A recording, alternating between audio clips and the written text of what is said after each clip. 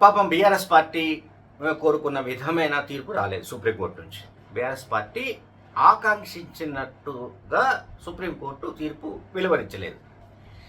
BRS party ఏం ఆశించిందంటే, తాము ఏదైతే ఫిర్యాదు చేశామో, తమ పార్టీ తరపున ఎన్నికై కాంగ్రెస్ పార్టీలో చేరిన 10 మంది పైన అనర్హత వేటు వేయాలంటూ సుప్రీంకోర్టులో వాటి పిటిషన్ దాఖలు చేసి పోరాడుతున్నారు. బాగానే ఉంది.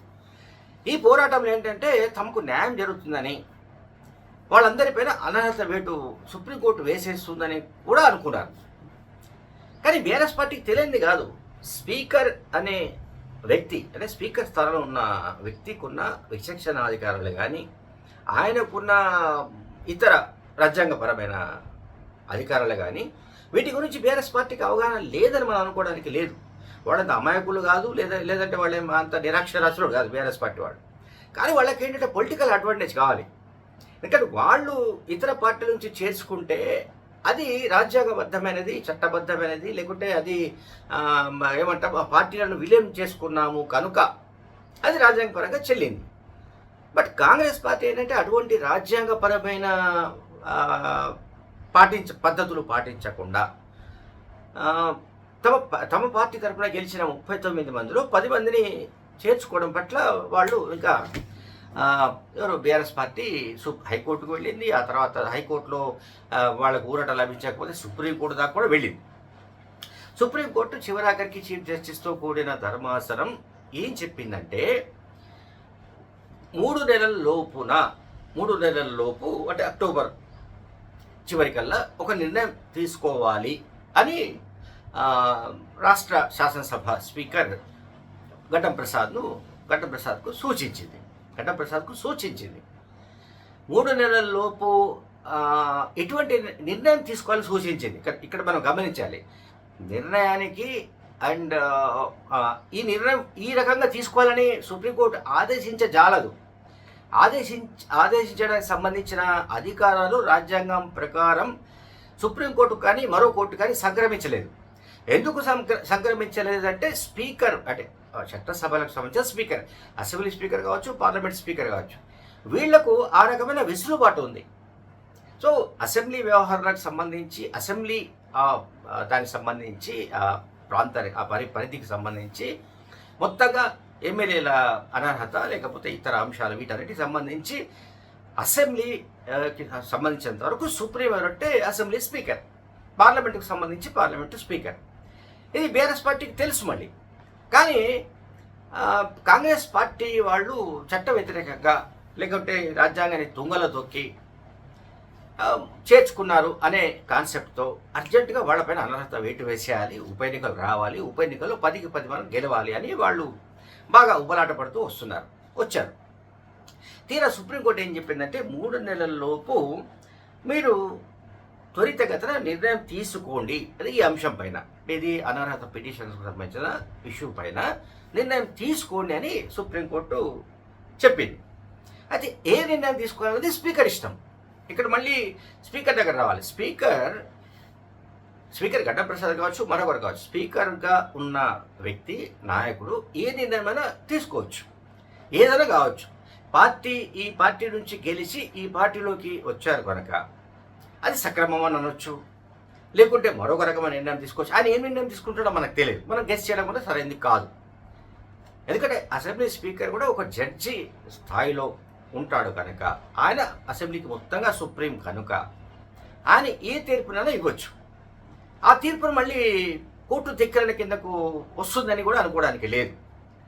స్పీకర్ తమకు అనుకూలమైన నిర్ణయం తీసుకోలేదు అనుకుందాం. ఎవరికి అనుకూలంగా? బీఆర్ఎస్ పార్టీ కోరుకుంటున్నట్లుగా ఈ 10 మంది ఎమ్మెల్యేలపైన అనర్హత వేటు స్పీకర్ వేయలేదు అనుకుందాం. అది తమకు అనుకూలమైన తీర్పు కాదు కనుక, తమకు అనుకూలమైన నిర్ణయం కాదు కనుక వాళ్ళు మళ్ళీ కోర్టు మెట్లెక్కుతారు, ఎవరు? బీఆర్ఎస్ పార్టీ నాయకులు. కానీ కోర్టు మళ్ళీ ఇంటర్న్ స్పీకర్ మళ్ళీ ఆదేశించే అవకాశం ఉంటుంది. అంటే దీంట్లో మొత్తంగా మనకు అనిపిస్తున్నది ఏమిటంటే, గడిచిన కొన్ని నెలలుగా జరుగుతున్న పోరాటానికి ఇప్పుడు ఒక క్లైమాక్స్కి వచ్చింది. ఇది పార్టీ ఫిరాయింపులకు సంబంధించిన వ్యవహారంలో సుప్రీంకోర్టు ఇచ్చిన ఆదేశాల ప్రకారం మనం అర్థం చేసుకోవాల్సింది ఏంటంటే, టైం బౌండ్ ఉంది. ఇక్కడ ఒక టైం బౌండ్ అంటే 3 నెలల లోపు కాల వ్యవధిలో 3 నెలల లోపు నిర్ణయం తీసుకోవాలని ఒక టైం బౌండ్ పెట్టింది సుప్రీంకోర్టు. సో 3 నెలలలోపు ఆ డిసిషన్ తీసుకోవచ్చు. ఏ డిసిషన్ తీసుకోవాలి, ఏ డిసిషన్ తీసుకుంటాడనేది మనం చెప్పడానికి లేదు. ఏ నిర్ణయం తీసుకోవచ్చు, అదే ఆయన ఇష్టం, స్పీకర్ ఇష్టం. స్పీకర్ని క్వశ్చన్ చేయడానికి లేదు. స్పీకర్ను క్వశ్చన్ చేయడానికి కానీ స్పీకర్ సుప్రీంకోర్టు ధిక్కరించాడనో లేకపోతే మరొకటి చేయాలనో లేదు. పైగా ఇక్కడ సుప్రీంకోర్టు ఏం చెప్పింది, చీఫ్ జస్టిస్తో కూడిన బెంచ్ ఏం చెప్పింది, పార్లమెంటులో దీనికి సంబంధించి ఒక చట్టం చేయాలని చెప్పింది. అంటే ఏది మన పార్టీ ఫిరాయింపుల నిరోధక చట్టం ఏదైతే ఇప్పుడు ఆల్రెడీ అమల్లో ఉందో ఇందులో కొన్ని లోసుకులు ఉన్నాయనేది సుప్రీంకోర్టు అభిప్రాయం. అందువల్ల దాన్ని చట్టానికి మరిన్ని కోరలు పెట్టాలి, చట్టాన్ని పదును చేయాలి, పదును పెట్టాలి అనేది సుప్రీంకోర్టు ఒపీనియన్గా మనకు కనిపిస్తుంది. అయితే ఇక్కడ మనం గమనించాల్సి అంటే 3 నెలలలోపు స్పీకర్ ఒక జడ్జిమెంట్ ఇవ్వాలి, ఒక నిర్ణయం తీసుకోవాలి. ఆ నిర్ణయం వల్ల ఆ నిర్ణయంపై వ్యతిరేకంగా వీళ్ళు మళ్ళీ వేరస్ పార్టీ వెళ్తారా లేదా అనేది ఆ నిర్ణయాన్ని బట్టి ఉంటుంది. ఒకవేళ వెళ్ళారు అనుకుందాం, వెళితే ఆ తర్వాత హైకోర్టులో విచారణ జరుగుతుంది ఫస్ట్. ఆ తర్వాత హైకోర్టులో ఒక తీర్పు వస్తుంది. ఆ తీర్పు పైన మళ్ళీ వాళ్ళు సుప్రీంకోర్టుకు వెళ్ళే అవకాశం ఉంది. ఏది పార్టీ వెళ్ళిన తర్వాత సుప్రీంకోర్టులో అప్పీల్ చేసుకుంటే సుప్రీంకోర్టు దాన్ని అడ్మిట్ చేస్తే దానిపైన మళ్ళీ విచారణ, దాని తర్వాత మళ్ళీ సుప్రీంకోర్టు మళ్ళీ ఒక తీర్పు. ఈలోగా తర్వాత రాజ్యాంగ ధర్మాసనానికి కూడా అప్పీల్ చేసే అవకాశాలు కూడా ఉన్నట్టుగా ఇప్పుడు ఒక ప్రచారం జరుగుతోంది. సో ఇదంతా ప్రాసెస్ జరిగే వరకు మనకు ఎన్నికలు గ్యారంటీగా వచ్చేస్తాయి, అసెంబ్లీ ఎన్నికలు అనేది ఒక చర్చ జరుగుతుంది. ఎందుకంటే గతంలో జరిగిన సంప్రదాయాలు, గతంలో జరిగిన వ్యవహారాలు, పార్టీ ఫిరాయింపులకు సంబంధించి వైఎస్ రాజశేఖర్ ఉన్నప్పుడు కానీ అట్లాగే కేసీఆర్ ఉన్నప్పుడు కానీ దాదాపు 60-70 మందికి పైగా ఈ గడిచిన 10 ఏళ్లలోనే ఫిరాయింపులు జరిగాయి. తెలుగుదేశం, కాంగ్రెస్, ఆ పార్టీ ఈ పార్టీ అనకుండా ఏ పార్టీ నుంచైనా వాళ్ళు చేర్చేసుకున్నారు. ఎవరు? BRS party. బీఆర్ఎస్ పార్టీ ఆ ఫిరాయింపులను ఎందుకు అంత పెద్ద ఎత్తున ప్రోత్సహించిందంటే తెలంగాణ గడ్డ పైన మరొక పార్టీ, రాజకీయ పార్టీ ఉండడానికి వీల్లేదు, మరొక పార్టీ ఇక్కడ బతికి పట్టకట్టడానికి వీల్లేదు కనుక ముందు అసెంబ్లీలో ఉన్న వాళ్ళను చేర్చేసుకుంటే మిగతా నాయకులు కూడా జిల్లాల నుంచి అటు నుంచి ఇటు మొత్తం వచ్చేస్తారు, ఇక ఆ పార్టీలను ఫినిష్ చేయొచ్చు అని కేసీఆర్ కలగన్నాడు. ఆ కళ పూర్తిగా భగ్నమైనట్టుగా మనకిప్పుడు కనిపిస్తుంది. కనుక ఇక్కడ ఏంటంటే స్పీకర్ ఎటువంటి నిర్ణయం తీసుకున్నా కూడా ఆ నిర్ణయాన్ని సవాలు చేస్తూ వీళ్ళు మళ్ళీ కోర్టును ఆశ్రయించడం తప్ప మరొక ఇది లేదు, మరొక రకమైన మార్గం ఏమీ లేనట్టుగానే కనిపిస్తుంది. అయితే ప్రజల్లో ఇప్పుడు నిజంగానే చాలా రకాల చర్చలు జరుగుతున్నాయి. అసలు బీఆర్ఎస్ పార్టీ చేసింది ఏమిటి? బీఆర్ఎస్ పార్టీ 2014 to 2023 అసెంబ్లీ ఎన్నికల దాకా కూడా పెద్ద ఎత్తున ఫిరాయింపులను ప్రోత్సహించింది, ఏ పార్టీ నుంచైనా సరే. అప్పుడేమో ఒక పార్టీ నుంచి గెలిచి మరొక పార్టీలోకి చేరితే చీరి చింతకు కట్టాలని అన్న వ్యక్తి కేసీఆర్. చీరి చింత కట్టాలన్నాడు.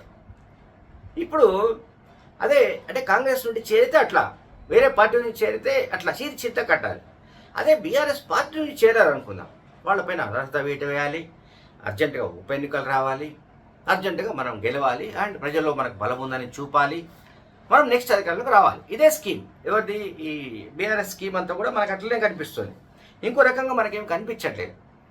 ఈ సుప్రీంకోర్టు ఇచ్చిన ఆదేశాలపైన, తీర్పు పైన అసెంబ్లీ స్పీకర్ గడ్డం ప్రసాద్ కూడా స్పందించారు. ఆయన చెప్పింది ఏంటంటే, మేము న్యాయ నిపుణులతో సంప్రదింపులు చర్చించిన తర్వాత ఫైనల్గా ఒక కంక్లూజన్కు వస్తాము. అంటే మేము తర్వాత ఏం చెప్పాలో అఫీషియల్గా నేను చెప్తానని చెప్పాడు. జడ్జిమెంట్ కాపీ కూడా రావాలి, అంతా కూడా చదవాలి, స్టడీ చేసిన తర్వాత లీగల్ ఎక్స్పర్ట్స్తో మాట్లాడిన తర్వాత ఒక నిర్ణయం తీసుకుంటామని గడ్డ ప్రసాద్ చెప్పారు. Thank you very much.